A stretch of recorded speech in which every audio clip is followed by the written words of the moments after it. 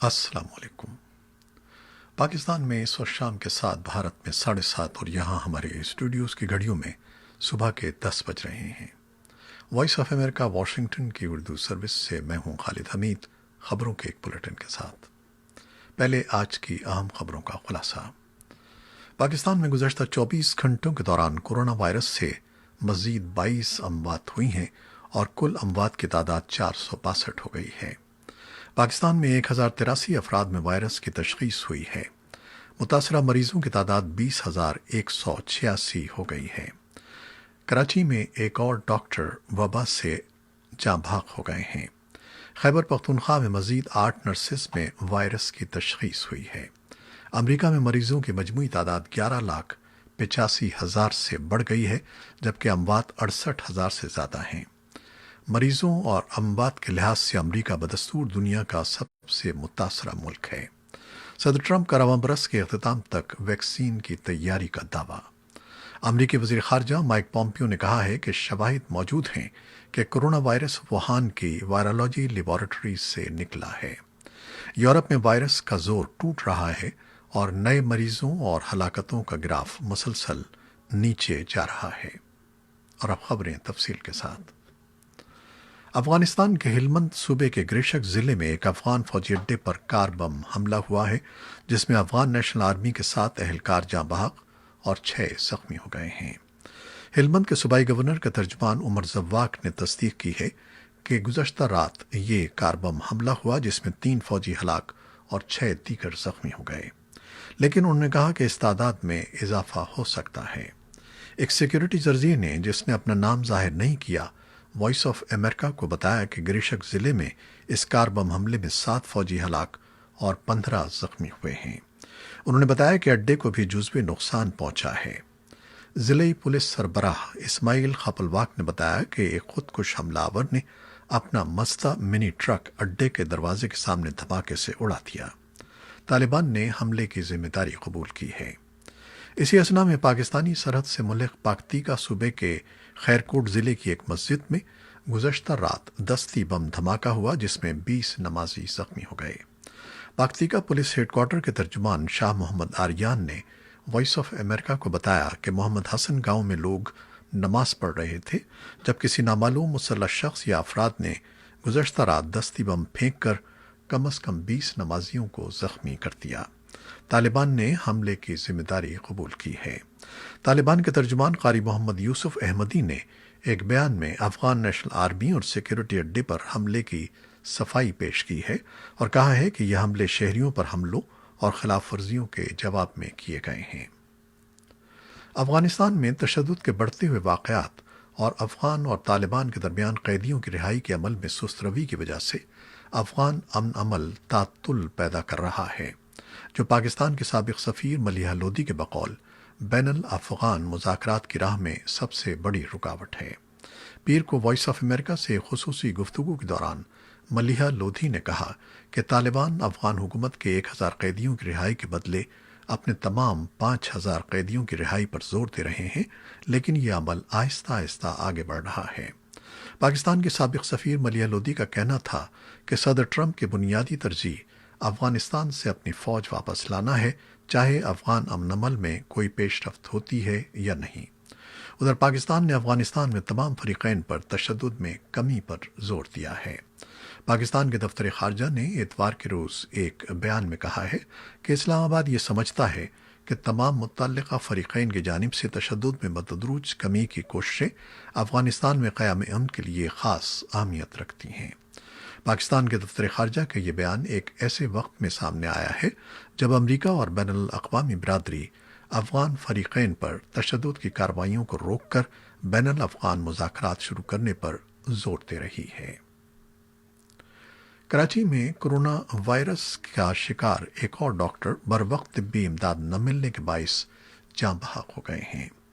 डॉक्टरों की तंजीम Pakistan medical association Pima के जनरल सेक्रेटरी डॉक्टर कैसर सज्जाद का कहना था कि डॉक्टर फुरकान की मौत बरवक्त इलाज न होने के बाइस हुई है। उनके बकौल मुल्क भर में ये 5वें डॉक्टर हैं जो कोरोना वायरस से जाँ बहक हुए हैं, जबकि 200 के लगभग डॉक्टर्स और पैरामेडिकल स्टाफ कोरोना का शिकार हो चुके हैं। ڈاکٹر فرقان کے بارے میں بتایا جاتا ہے کہ وہ Karachi institute of heart diseases سے ریٹائر ہونے کے بعد ضیاء الدین ہسپتال میں خدمات انجام دے رہے تھے۔ ان کا شمار شہر کے معروف ریڈیالوجسٹ اور سینئر ڈاکٹرز میں ہوتا تھا۔ پاکستان میں کرونا وائرس کے پھیلاؤ میں تیزی دیکھنے میں آ رہی ہے اور گزشتہ 24 گھنٹوں میں 1083 کیسز کے اضافے کے ساتھ کل تعداد 20,186 ہو گئی ہے، جہاں بھاگ ہونے والوں کی تعداد 462 ہو گئی ہے۔ اس مرض سے 5,590 افراد صحت یاب بھی ہو چکے ہیں۔ دوسری جانب سپریم کورٹ آف پاکستان نے کرونا وائرس از خود نوٹس کیس کی سماعت کے دوران وفاقی اور صوبائی حکومتوں کی کارکردگی پر عدم اطمینان کا اظہار کر دیا ہے۔ عدالت کا کہنا تھا کہ ایک ہفتے میں وفاق اور صوبے یکساں پالیسی بنائیں ورنہ عدالت حکم جاری کرے گی۔ خیبر پختونخوا کے محکمہ صحت کے حکام کے مطابق مزید 8 نرسز کرونا وائرس سے متاثر ہوئے ہیں، جس کے بعد صوبے میں وبا سے متاثرہ نرسز کی تعداد 48 ہو گئی ہے۔ نرسنگ ایسوسی ایشن کے عہدیداروں نے بھی گزشتہ 24 گھنٹوں میں مزید 8 نرسز کے ٹیسٹ پازیٹیو آنے کی تصدیق کی ہے۔ انہوں نے بتایا کہ 2 مئی تک صوبے میں 40 نرسز کورونا سے متاثر تھیں۔ اب متاثرہ نرسز کی تعداد 48 ہو چکی ہے۔ متاثرہ نرسز میں 25 میل جبکہ 23 فیمیل ہیں۔ متاثرہ نرسز میں 25 میل جبکہ 23 فیمیل ہیں۔ ڈاکٹروں کے انجمن نے بھی صوبے میں کورونا سے متاثرہ ڈاکٹروں کی تعداد 1 درجن سے زائد بتائی ہے۔ پاکستان کے منصوبہ بندی کے وفاقی وزیر اسد عمر کا کہنا ہے کہ ملک میں معاشی بندشوں کورونا وائرس سے زیادہ مہلک ہیں اور خدشہ ظاہر کیا ہے کہ اس کے باعث 1,80,00,000 سے زائد افراد کے بے روزگار ہونے کا اندازہ ہے۔ کورونا وائرس کے حوالے سے قائم قومی رابطہ کمیٹی کے سربراہ نے میڈیا سے بات کرتے ہوئے کہا کہ موجودہ حالات میں روزگار میں بڑے پیمانے پر کمی آئی ہے اور ملک بھر میں 10 لاکھ چھوٹے ادارے بند ہو چکے ہیں۔ تجزیہ کار اور معاشی محقق علی خضر کہتے ہیں کہ لاک ڈاؤن کے باعث معیشت اور عوام پر اس کے منفی اثرات واضح ہو رہے ہیں، تاہم ان کا حتمی اندازہ لگانا اسی وقت ممکن ہو سکے گا جب وبا کے خاتمے کی مدت کا تعین ہو سکے گا۔ وائس آف امریکہ سے گفتگو کرتے ہوئے انہوں نے کہا کہ اس بات کا بھی اندازہ نہیں ہے کہ اگر حکومت لاک ڈاؤن ختم کرتی ہے تو بے روزگار ہونے والے افراد میں سے کتنوں کا روزگار بحال ہو سکے گا، کیونکہ بہت سے اداروں اور صنعتی یونٹس کو بحال ہونے میں طویل عرصہ درکار ہوگا۔ پاکستان کے آئین میں 10 سال قبل کی جانے والی ترمیم کی واپسی اور اس کی مخالفت سے متعلق بحث زور پکڑتی جا رہی ہے۔ نئے وفاقی وزیر اطلاعات شبلی فراز نے عہدہ سنبھالنے کے بعد جو پہلی پریس کانفرنس کی ہے، اس میں ان کا کہنا تھا کہ کورونا وائرس کے خلاف جاری جنگ میں ملک بھر میں ایک ہی پالیسی رکھنے میں 18ویں آئینی ترمیم بڑی رکاوٹ ہے۔ ان کا کہنا تھا کہ آئین میں کی جانے والی اس ترمیم کے بعد وفاقی حکومت صرف پالیسی گائیڈ لائن جاری کر سکتی ہے، تاہم قانونی اختیارات صوبوں کو منتقل ہو چکے ہیں۔ تاہم سیاسیات کے ماہر رسول بخش رئیس کا کہنا ہے کہ 18ویں ترمیم سے پیدا شدہ بعض مسائل کے باوجود بھی تحریک انصاف 2/3 اکثریت نہ رکھنے کی وجہ سے ترمیم کو منسوخ نہیں کرا سکتی۔ پشتون تحفظ موومنٹ کے رکن اور قبائلی رہنما عارف وزیر کے قتل کا مقدمہ جنوبی وزیرستان کے مرکزی انتظامی شہر وانا میں درج کر لیا گیا ہے، جبکہ واقعے کی مزید تحقیقات جاری ہیں۔ جنوبی وزیرستان کے ایک اعلیٰ انتظامی عہدیدار نے وائس آف امریکہ کو بتایا کہ عارف وزیر کے قتل کے سلسلے میں نامعلوم حملہ آوروں کے خلاف وانا پولیس نے مقدمہ درج کر کے قانون کے مطابق مزید کارروائی اور تحقیقات شروع کر دی ہیں، تاہم ابھی تک کسی قسم کی گرفتاری عمل میں نہیں آئی ہے۔ ادھر بلوچستان کے صحافی سجاد حسن کے پراسرار قتل کی آزادانہ اور شفاف تحقیقات کا مطالبہ کیا جا رہا ہے۔ یہ بلوچ صحافی سویڈن میں جلا وطن تھے۔ بلوچستان کی صحافیوں کی یونین کے جنرل سیکریٹری عبدالرشید بلوچ نے کہا کہ یہ ظاہر ہوتا ہے کہ بلوچ صحافی جلا وطنی میں بھی محفوظ نہیں ہیں۔ اطلاعات کے مطابق سجاد حسن کو جان سے مار دینے کی دھمکیاں مل رہی تھیں، جس کے باعث انہوں نے سویڈن میں سیاسی پناہ حاصل کر لی تھی۔ عبدالرشید بلوچ کا کہنا تھا کہ 22 سالہ صحافی نشانہ بنا کر ہلاک کیا گیا اور پچھلے چند سالوں میں بلوچستان میں 44 صحافی قتل ہوئے ہیں۔ افغانستان کی وزارت صحت نے گزشتہ 24 گھنٹوں میں کووڈ 19 کے نئے 190 کیسز کی اطلاع دی ہے اور اب افغانستان میں کرونا وائرس کے مریضوں کی تعداد 2894 ہو گئی ہے۔ نائب وزیر صحت ڈاکٹر واحد اللہ مجروح نے کابل میں لوگوں کو خبردار کیا ہے کہ ان کے سامنے دو ہی راستے ہیں کہ یا تو وہ گھروں پر رہیں یا پھر موت کا سامنا کریں۔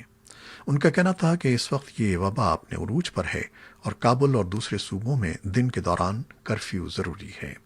پیر تک مرنے والوں کی تعداد 90 تک پہنچ چکی ہے جبکہ 397 افراد صحت یاب ہوئے ہیں۔ اس دوران افغان حکومت نے مئی کے آخر تک حکومت بند رکھنے اور دن کے دوران کرفیو جاری رکھنے کا فیصلہ کیا ہے۔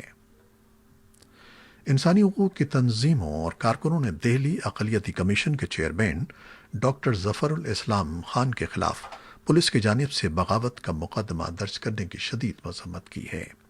انہوں نے اسے انسانی حقوق کے کارکنوں اور بالخصوص اقلیتوں کو ہراساں کرنے سے تعبیر کیا ہے۔ حالیہ دنوں میں بھارت میں جن مسلمانوں کے خلاف بغاوت کے مقدمات درج کیے گئے ہیں ان میں ڈاکٹر ظفر الاسلام خان سب سے معمر ہیں۔ ڈاکٹر ظفر کی عمر 75 سال ہو چکی ہے اور وہ ایک آئینی منصب پر بھی فائز ہیں۔ وہ ایک شہرت یافتہ اسلامی اسکالر، صحافی اور انسانی حقوق کے سرگرم کارکن ہیں اور ایک انگریزی اخبار ملی گزٹ کے ایڈیٹر بھی ہیں۔ ڈاکٹر ظفر کے خلاف مقدمہ درج کرنے پر انسانی حقوق کے کارکنوں کا کہنا ہے کہ بھارت میں انسانی حقوق کی صورتحال اطمینان بخش نہیں ہے۔ بھارت میں کرونا وائرس کو پھیلنے سے روکنے کے لیے لاک ڈاؤن میں 2 ہفتوں کی توسیع کی گئی ہے۔ لاک ڈاؤن کا تیسرا مرحلہ آج سے شروع ہو گیا ہے جو 17 مئی تک چلے گا۔ اس دوران کورونا کے مثبت کیسز میں بے تحاشا اضافہ ہوا ہے۔ ملک میں کل مثبت کیسز کی تعداد 42,456 جبکہ اموات 1,390 تک پہنچ گئی ہیں۔ حکام کے مطابق 11,442 مریض صحت یاب ہو چکے ہیں۔ تیسرے مرحلے کے لاک ڈاؤن میں ملک کو 3 زون ریڈ، اورنج اور گرین میں تقسیم کیا گیا ہے۔